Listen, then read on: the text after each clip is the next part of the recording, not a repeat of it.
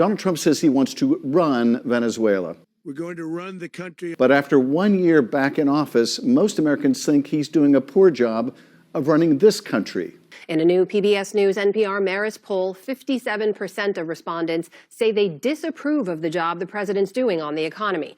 36% think he's doing a good job. Over the last few days, we've seen something extraordinary take place. We've seen the United States invade a country, grab its leader as well as his wife, grab Nicolas Maduro, the leader of Venezuela, bring them to the United States where they're to be tried on a pre-existing indictment for drug trafficking. The Secretary of Defense, Pete Hegseth, talks about Maduro or Venezuela effing around and finding out. Nicolas Maduro had his chance, just like Iran had their chance, until they didn't and until he didn't. He effed around and he found out. The Attorney General, Pam Bondi, brags that he will face the wrath of American justice. But for all of the hyperbole, what took place? What just happened? Why did it happen? And where does the country go forward from here? So let's take a look at the run-up to this military action. For weeks and weeks, the Trump administration has been amassing forces in the region, bringing in the largest aircraft carrier in the world, bringing in thousands and thousands of American service members, and blowing up ships that were leaving Venezuela. Blowing up ships and killing those on board, including 2 survivors of the very first attack on September 2nd. Something that is, I think, without question, a violation of the laws of war. All of this was being done, ostensibly, at least according to the administration, for the purpose of stopping drugs coming into the country.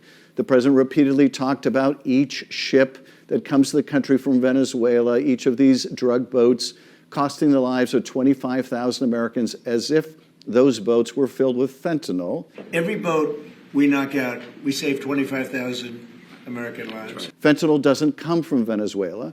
Cocaine comes from Venezuela. And what's more, the cocaine coming from Venezuela, by and large, doesn't come to this country. It goes elsewhere. But nevertheless, the reason given for blowing up these ships was to attack Venezuela and its drug trade.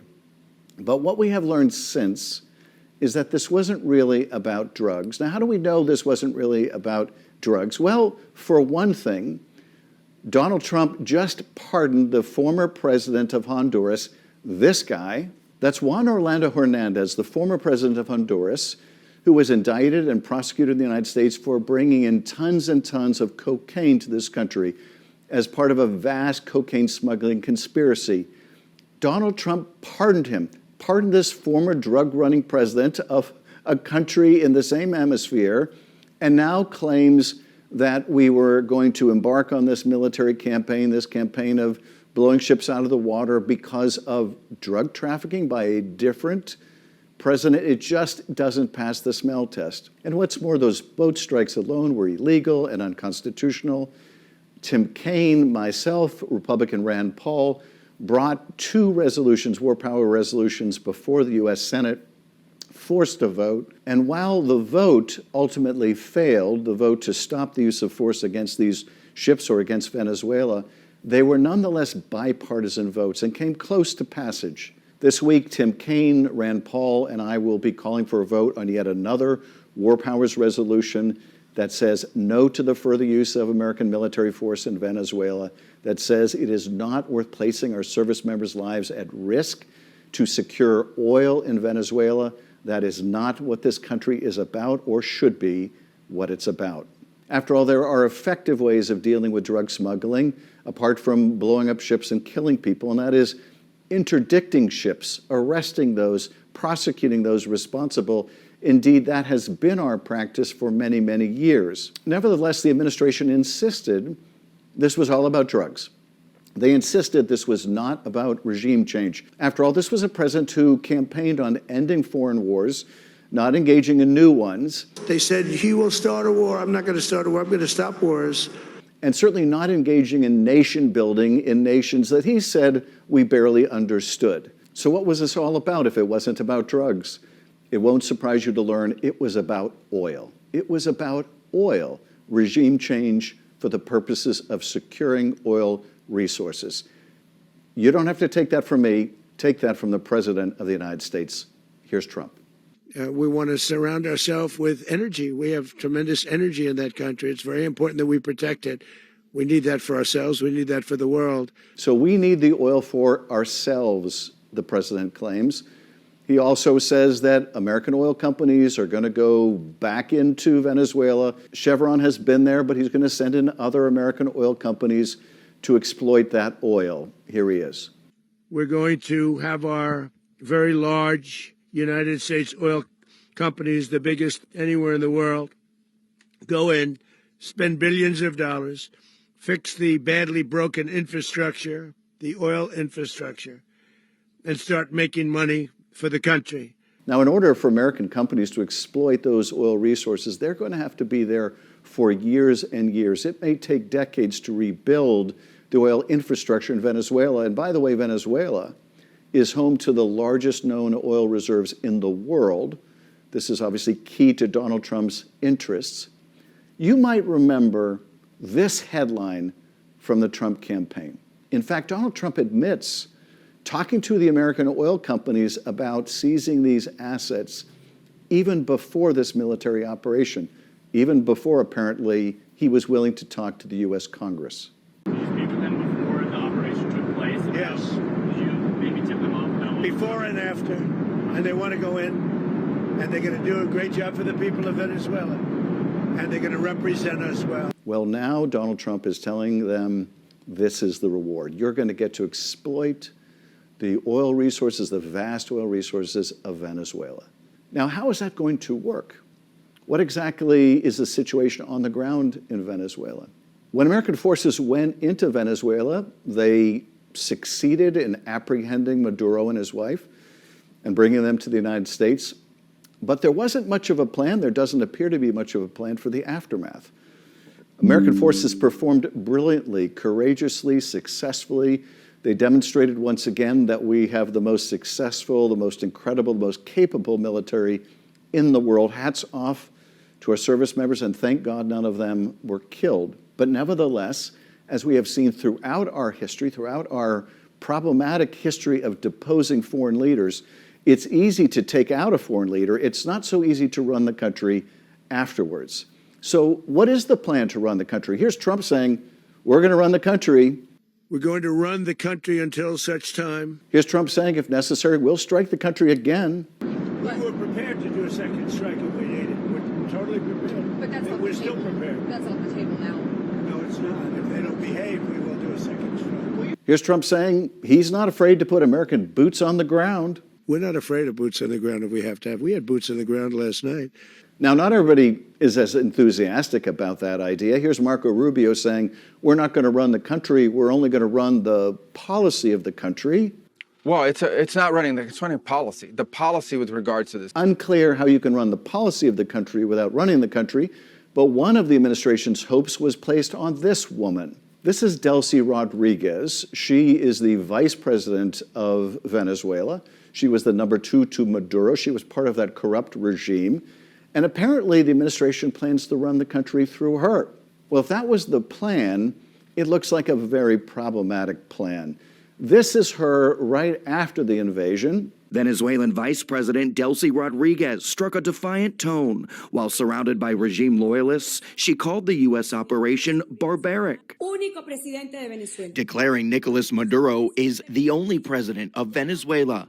Subsequent to that statement, the President of the United States threatened her with even worse than what Maduro got. And yes, we saw a change in her tune. This is now what she has to say. But clearly, this is not someone the United States can rely on. And more than that, it's not just about the figurehead, the vice president. It's also about all of the corrupt Maduro regime, all of the infrastructure, the muscle that enforces the Maduro regime. All of that continues. None of that has been deposed. So Donald Trump intends to run Venezuela through a different dictatorship? Is that the plan? One thing is clear, it's certainly not to restore any kind of democratic order to Venezuela or democracy to Venezuela. You see, Maduro ran for re-election to the president and lost in elections that were widely described as stolen. Maduro was running against this woman. This is Maria Corina Machado. She was disqualified by the corrupt Venezuelan court from running because she was presumed to be too strong a threat to Maduro. So because she couldn't place her name on the ballot, she found a surrogate to run in her place. That surrogate is this man. This is Edmundo Gonzalez. His name appeared on the ballot, and he appears to have won the election. He is recognized as legitimate leader of Venezuela by the United States.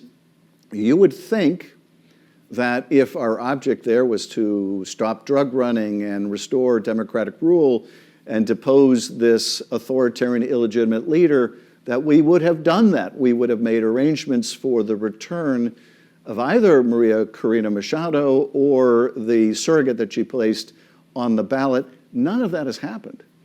Now, she was living in hiding in Venezuela. She managed, you might have seen, about a month ago to leave the country, go to Norway. She received a Nobel Prize for her courage and her leadership in opposition to the Maduro government. Edmundo Gonzalez is in exile in Spain. You would have thought both or either would have been brought back to run the country. That hasn't happened. That certainly doesn't appear to be the plan either. In fact, Donald Trump, when he was asked about Machado, made the false claim that no, she couldn't be returned to the country because she lacked support in the country. Oh, I think it would be very tough for her to be the leader. She doesn't have the support within or the respect within the country. She's a very nice woman, but she doesn't have the respect to be the leader. Well, Machado, according to polls, has a 72% approval rating in Venezuela. That is, I think, about double Donald Trump's approval rating in the United States of America. So that is completely false and bogus. No, Donald Trump wants a different dictatorship, a different regime, a different corrupt regime in Venezuela to work with American oil companies to exploit American oil reserves. So that brings us to the present.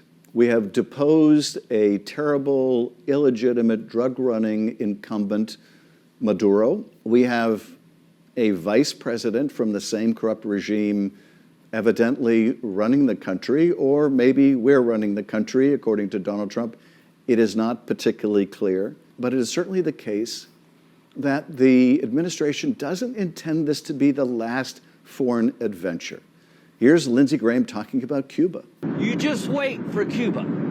Cuba is a communist dictatorship that's killed priests and nuns. They've preyed on their own people. Their days are numbered. Here's Donald Trump talking about Greenland. We need Greenland for national security. Here's Donald Trump talking about Colombia. Colombia is very sick, too, run by a sick man who likes making cocaine and selling it to the United States, and he's not going to be doing it very long, let me tell you. Gratified by his exercise of military power in Venezuela and prior exercises of military power in places like Iran, Donald Trump seems to think that the gloves are off in terms of American foreign policy and intervention around the world. Such a far cry from this America First president who was supposed to focus on the problems of ordinary citizens. We have Americans who can't afford their health care, in part thanks to the president, but a pre-existing health care crisis. We have Americans who can't afford food. We have lots of Americans, millions of them, who can't afford a place to live. Donald Trump is supposed to focus on bringing down costs, on addressing affordability, something he now calls a hoax. And instead of that, we're going to be running another country. But Donald Trump wants you to believe that this is no problem. We can run Venezuela and we can run America just fine. Because the military operation was a success in his view, and therefore it is mission accomplished.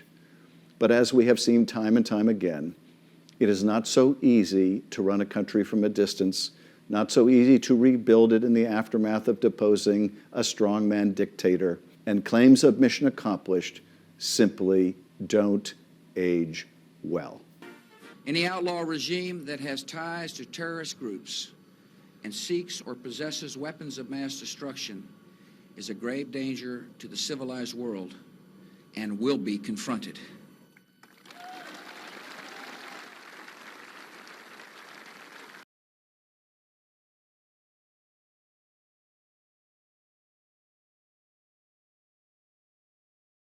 This is Democracy Now!, democracynow.org.